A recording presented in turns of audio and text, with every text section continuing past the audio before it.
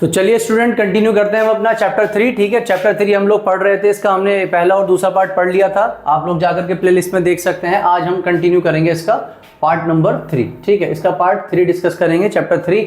तो चैप्टर 3 में आज जो हमारा टॉपिक होने वाला है, बहुत इंपॉर्टेंट टॉपिक है कि how to make a chemical formula. ठीक है, किसी भी केमिकल कंपाउंड का केमिकल फॉर्मूला हम कैसे बनाते हैं, क्या उसकी टेक्निक है, क्या उसकी ट्रिक है, कैसे हम, क्या उसका पर्टिकुलर प्रोसेस है कि किस तरीके से हम एक केमिकल फॉर्मूला बनाते हैं। ठीक है, केमिकल फॉर्मूला बहुत इंपॉर्टेंट होने वाला है। जैसे ही आप 10th क्लास में जाएंगे, आपका वेलकम करेगा सबसे पहला chapter chemical reaction and equation. तो केमिकल रिएक्शन एंड इक्वेशन वाले चैप्टर में आप लोग सीधा सीधा डायरेक्ट केमिकल फॉर्मूले ही देखने वाले हैं और वहां पर इक्वेशन ही देखने वाले हैं। तो आइए हम स्टार्ट करते हैं कि केमिकल फॉर्मूला कैसे बनता है।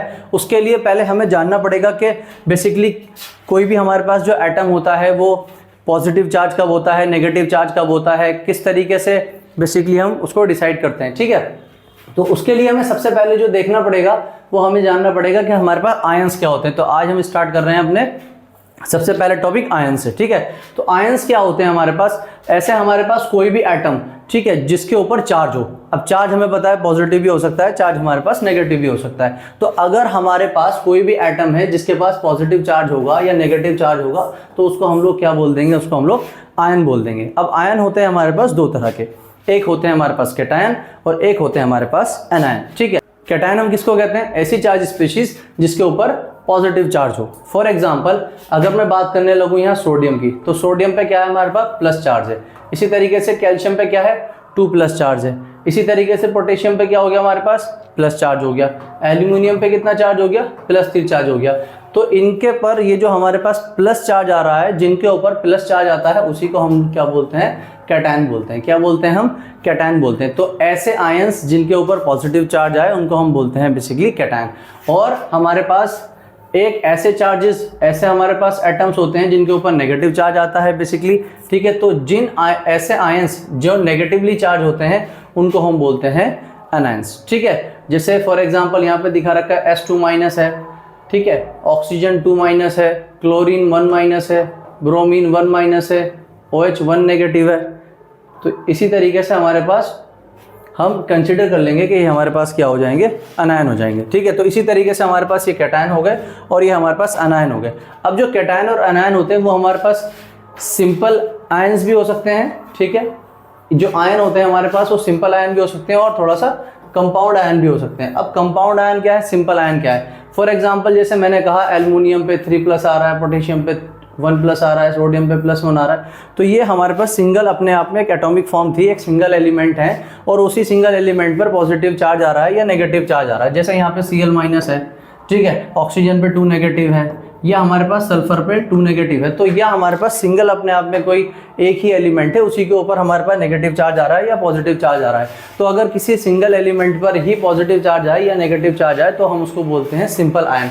जैसा कि मैग्नीशियम 2+, सोडियम +1। ठीक है, तो ये अपने आप में एक एलिमेंटल फॉर्म है जिस पे पॉजिटिव चार्ज आ रहा है। अगर हमें नेगेटिव की बात करेंगे तो Cl- का हम बोल सकते हैं। लेकिन कंपाउंडेड आयन क्या होते हैं, फॉर एग्जांपल आपने देखा होगा SO4 2 negative, SO3 2 negative, CO3 2-, OH 1-।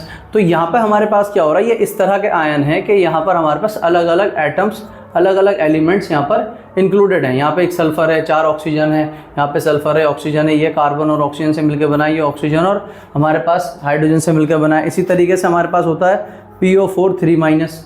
ठीक है, तो ये हमारे पास क्या होते हैं, ऐसे आयंस होते हैं जिनको हम कंपाउंड आयन बोलते हैं। आई होप ये आपको क्लियर हो गया होगा। ठीक है, तो आइए अब हम चलते हैं अपनी बहुत इंपॉर्टेंट टेबल पर, टेबल 3.6। अगर आपको टेबल 3.6 नहीं आती तो आपको फिर ये फॉर्मूले बनाने में काफ़ी दिक्कत होने वाली है। ठीक है, तो आज हम इसको सीख लेते हैं टेबल 3.6 को कि किस तरीके से हमारे पास कौन सा चार्ज होता है। जैसे फॉर एग्जांपल यहाँ पर लिखा हुआ है वैलेंसी 1, तो जिसके सामने लिखा है वैलेंसी 1 तो इन सब पर कितना चार्ज आएगा, 1 चार्ज आएगा। जैसे सोडियम पे +1, पोटेशियम पे +1, सिल्वर पे +1 और कॉपर पे हमारे पास +1। ठीक है, यहाँ पर हमारे पास इसी तरीके से यहाँ पे देख लीजिए जहाँ पे 2 लिखा हुआ है तो यहाँ पे इन सब पे कितना चार्ज आने वाला है, 2 चार्ज आने वाला है। मैग्नीशियम पे +2, कैल्शियम पे, जिंक पे, आयरन पे +2, कॉपर पे +2। तो आपने यहाँ देखा होगा कि कॉपर पे +1 भी आ रहा है और +2 भी आ रहा है। तो हमारे पास अच्छा जैसे यहाँ पे देखिए आयरन पे +2 आ रहा है और यहाँ पे आयरन पे +3 भी आ रहा है। तो एक्चुअली हमारे पास क्या है, कुछ ऐसे हमारे पास एलिमेंट होते हैं जो एक से ज़्यादा ऑक्सीडेशन स्टेट में एग्जिस्ट करते हैं, ठीक है। तो उन पे अलग अलग चार्जेस आ सकते हैं। जैसे यहाँ पे आप देख सकते हैं कि आयरन के ऊपर +2 भी है और +3 भी है, और कॉपर के ऊपर भी हमारे पास +1 है और +2 है, ठीक है। खैर बहरहाल तो इस तरीके से हमारे पास सब पे अलग अलग चार्जेस हो सकता है। इसी तरीके से हमारे पास +3 चार्ज वाले ये हो गए, ठीक है।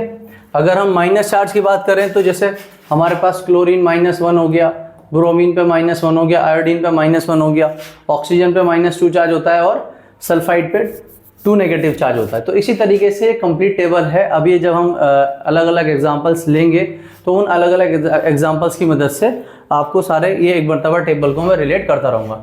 तो आइए अब हम सीख लेते हैं कि कुछ कैसे हमारे पास केमिकल कंपाउंड हम लोग बनाने वाले हैं, ठीक है।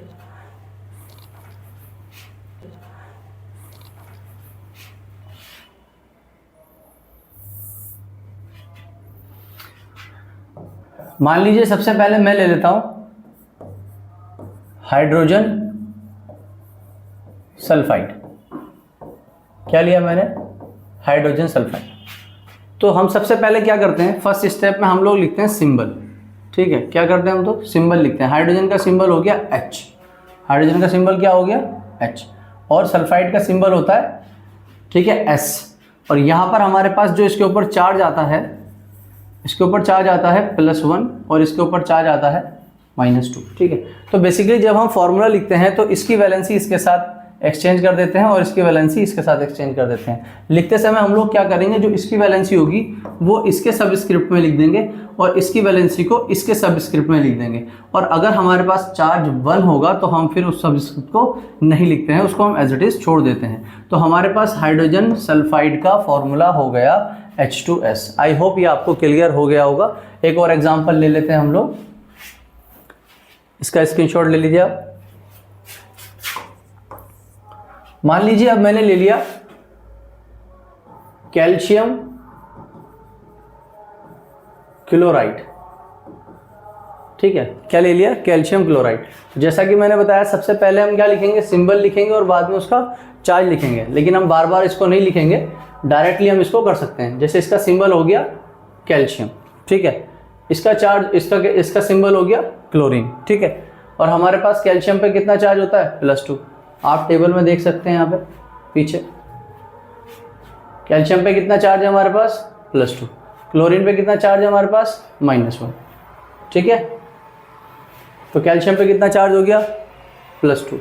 क्लोरीन पे कितना हो गया? -1। फिर मैंने बताया जो इसका चार्ज है इसके सबस्क्रिप्ट में, जो इसका चार्ज है इसके सबस्क्रिप्ट में, तो इसका चार्ज 1 है। तो अगर हम 1 लिखेंगे तो 1 को अलग से रिप्रेजेंट करने की ज़रूरत नहीं होती, तो हमने इसको लिख दिया सिर्फ सिंपल Ca। अब हम इसकी बात करेंगे क्लोरीन की, तो Cl हो गया। अब इसकी वैलेंसी कितनी है हमारे पास? इसका चार्ज कितना था? 2 था, तो इसका चार्ज इसके सबस्क्रिप्ट में चला जाएगा। आई होप ये आपको क्लियर हो गया होगा, ठीक है। तो आइए एक और एग्जांपल ले लेते हैं हम लोग।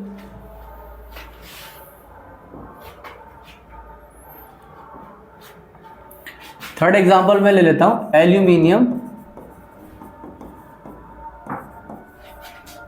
क्लोराइड,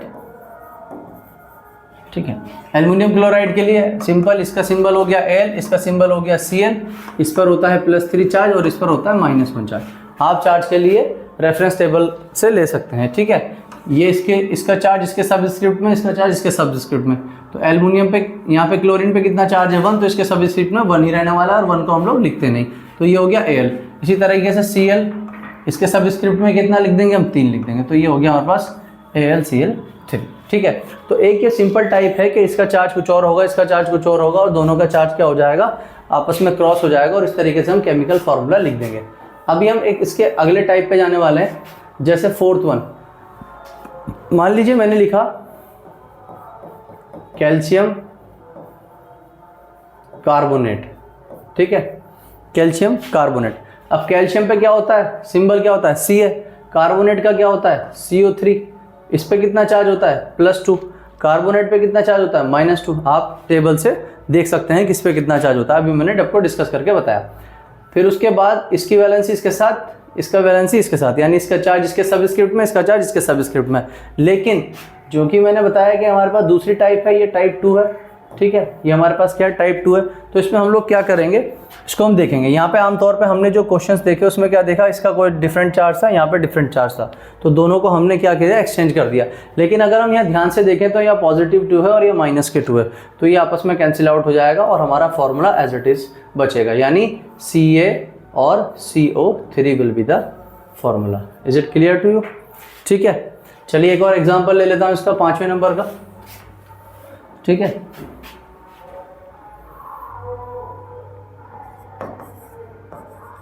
मैग्नीशियम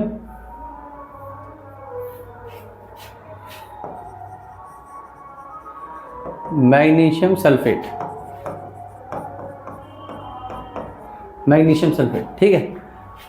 मैग्नीशियम के लिए आ गया Mg, सल्फेट के लिए आ गया SO4, इस पे +2, इस पे -2, ठीक है। चार्ज आप लोग टेबल से देख सकते हैं, तो दोनों पे सेम चार्ज होएगा तो फॉर्मूला क्या बनेगा, सिर्फ MgSO4। इसका स्क्रीनशॉट लीजिए। आइए हम थर्ड टाइप डिस्कस कर लेते हैं, थर्ड टाइप और लास्ट टाइप, ठीक है।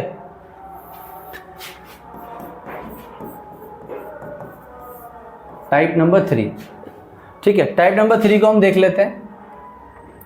फॉर एग्जांपल सबसे पहले हमें दिया गया 6 नंबर बनेगा ये हमारा, मैग्नीशियम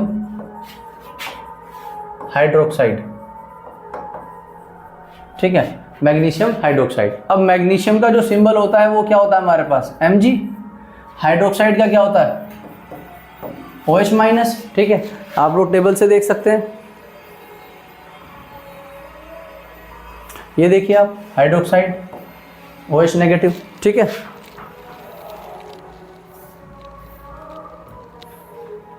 तो ये हो गया हमारे पास मैग्नीशियम हाइड्रोक्साइड। अब ये हो मैग्नीशियम और ये OH-। अब मैग्नीशियम पे होता है +2 चार्ज, इस पर होता है हमारे पास -1 चार्ज, ठीक है। तो जैसा कि मैंने बताया था, इसका सबस्क्रिप्ट इसके साथ लिख देंगे और इसका सबस्क्रिप्ट इसके साथ लिख देंगे। लेकिन जैसा कि हमने पढ़ा है, आयंस हमारे पास 2 तरह के होते हैं, कुछ हमारे पास सिंपल होते हैं, कुछ हमारे पास थोड़ा सा कॉम्प्लेक्स होते हैं, कंपाउंडेड फॉर्म में होते हैं। तो इस अगर आप आयन को देखें, इस OH आयन को अगर आप ध्यान से देखें तो इसके अंदर ऑक्सीजन एटम है और एक हमारे पास हाइड्रोजन एटम है, ठीक है। यानी ऑक्सीजन अपने आप में एक अलग एलिमेंट है और हाइड्रोजन एक अपने आप में अलग एलिमेंट है। तो अगर इस तरह से हमारे पास कोई आयन बनता है, ठीक है, तो उस कैटेगरी में हम डायरेक्टली इस तरह से नहीं लिखेंगे फॉर्मूले को कि MgOH2, ठीक है। तो इस तरीके से इसकी प्रॉपर वैलेंसी इसके साथ शेयर नहीं हुई। तो हमें जब भी हमारे पास कंपाउंडेड आयंस हमारे पास होंगे तो हम लोग क्या करने वाले हैं, हम लोग यहाँ पे ब्रैकेट लगाने वाले हैं। Mg हो गया 1 और इससे पहले हम लोग लगा देंगे ब्रैकेट, तो ये हो जाएगा MgOH2, ठीक है। तो जब भी हमारे पास थोड़ा कंपाउंड आयंस होंगे जो एक से ज़्यादा एटम रखते होंगे, ऐसे आयन होंगे, ठीक है, अलग अलग डिफरेंट एलिमेंट के, तब हम वहाँ पे क्या लगा देंगे, होल्टवाइज। इसका एक और एग्जांपल ले लेते हैं, आपको क्लियर हो जाएगा, ठीक है। लास्ट वन, एल्यूमिनियम सल्फेट, ठीक है, एल्यूमिनियम सल्फेट। अब एल्यूमिनियम कितना होता है हमारे पास, Al, सल्फेट का कितना होता है SO4, इस पर हुआ +3, इस पर हुआ -2। तो इसका चार्ज इसके साथ सबस्क्रिप्ट में, इसका चार्ज इसके सबस्क्रिप्ट में, तो Al के साथ क्या लग जाएगा 2। और देखिए अगर हमारे पास इसके चार्ज कितना है 3, अब इसके साथ हमें शेयर कराना है, और ये हमारे पास कैसा आयन बन गया, ऐसा आयन जिसके अंदर अलग अलग एलिमेंट से मिलकर बना, ये कंपाउंड आयन बन गया हमारे पास, कॉम्प्लेक्स आयन बन गया। तो हम क्या करने वाले हैं, यहाँ पे ब्रैकेट लगाएंगे, तो ये हो जाएगा SO4 का होल थ्राइस। आई होप अभी आपको क्लियर हो गया होगा। तो ये था हमारे पास कैसे हम लोग किसी का केमिकल कंपाउंड का फॉर्मूला बनाएंगे, ये बहुत इंपॉर्टेंट है, आगे तक चल के आपको ये काम में आने वाला है, ठीक है। तो ये हमारा चैप्टर 3 का थर्ड पार्ट था, इसको आप यहाँ से देख सकते हैं कि हम कैसे केमिकल फार्मूला बनाएंगे। अभी हमारा बस जस्ट लास्ट टॉपिक और है इसका, उसको हम एटोमिसिटी, ठीक है, एटोमिसिटी को हम 4th पार्ट में डालने वाले। तो चलिए तब तक आप 3rd पार्ट देखिए, ठीक है, मिलते हैं 4th पार्ट के साथ।